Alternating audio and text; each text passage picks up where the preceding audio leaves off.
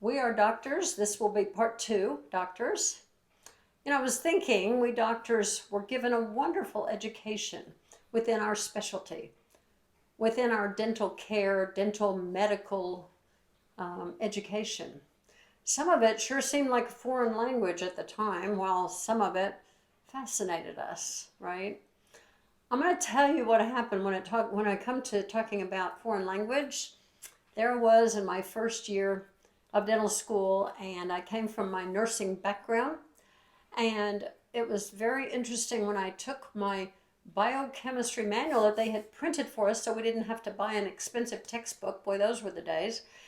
And there were a couple of pages in it that were all equations and such, and for me that was a foreign language. Yes, I had taken basic chemistry, organic chemistry, general chemistry, but no biochemistry. And for me, some of that was absolutely foreign in my thinking.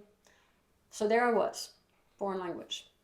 But then I looked at it and I thought it kind of was scary, I guess, in a way. And I took the 2 pages of equations sitting next to my friend Alex, a young lady who had a degree in biochemistry as her predent, and I tore 2 pages out and I handed it to her. And I said, here, this will make more sense to you than it does to me.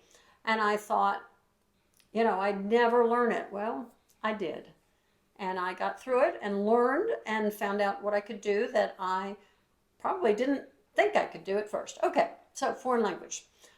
But then there were things that fascinated me, just like you. Some things were harder, some things were more in your area of interest. And for me, kind of a math-based person, I loved biostatistics. I loved reading about the studies and how they isolated the variables and how many patients or people, were in the study and what their control was. I loved that. That was absolutely fascinating to me. All right, all education, right? So we are fortunate. We are fortunate and grateful for the opportunity. So our education began in our basic education and went all the way through dental school. And I want to talk a little bit about a term that we use all the time today, well, a lot today, and that is evidence-based or evidence-based medicine.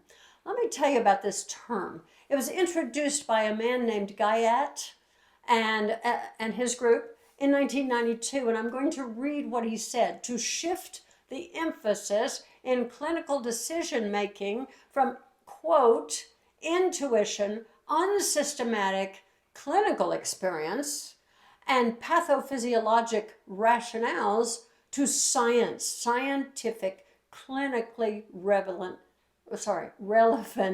research. Let's look at this. They decided that we needed to look at the science and not put emphasis on what we experience, what we find as we practice, what becomes intuitive to us, and seeing how the patients do better or not. Wow. When I read that, that felt pretty weird to me. I wonder how it feels to you.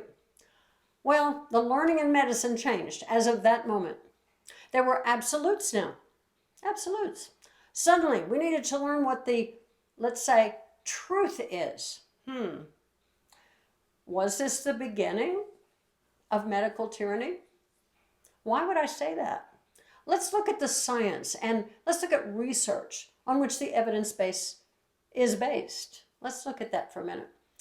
Listen in the talks, in the videos, for a few things. 1, who pays for the research? 2, what does that do for the researchers? 3, how complicit is the payee, the researcher, the payer, the person with all the money, and the reporting journals? Do the journals get money for their publishing the research? Do they have ability to decide whether they want to publish the study or not, or whether the payer wants them to? Does the research affect our thinking as doctors? And the research being out there, does it change what we're doing with our patients? Could all of this program us toward the financial market, the control and benefit of corporations, and I include insurance companies, big pharma, and government, Medicare, Medicaid? Do our youngest and most recent doctor graduates, our young people among us, understand that their beliefs and use of the evidence base plays out in their practice? Does it? We more distant grads didn't learn the evidence base. No, not really. We learned something about how research was being done, but there was no truth, absolute, at least in my education. Was it in yours? What effect might this have on our patients, on our practices, on our professional organizations? The American Academy of Pediatric Dentistry, the American Dental Association. What might those effects be? So to conclude this part 2, let's just talk for a moment about the science. The science, which is what's now called the evidence base, science today is it more, well, let's say this, the science and its practice today, is it more biased or more non-biased than before? Is it more absolute or less absolute than before? Science has been even said by some critics to be a cult. Do we follow scientists or do we follow science? Do we get the real results in the journals?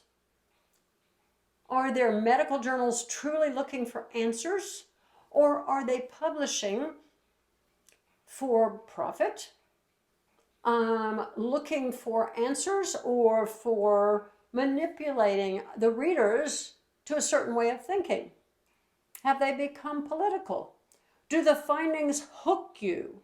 Does the cult pull you in, or is it even a cult? Does it mean to?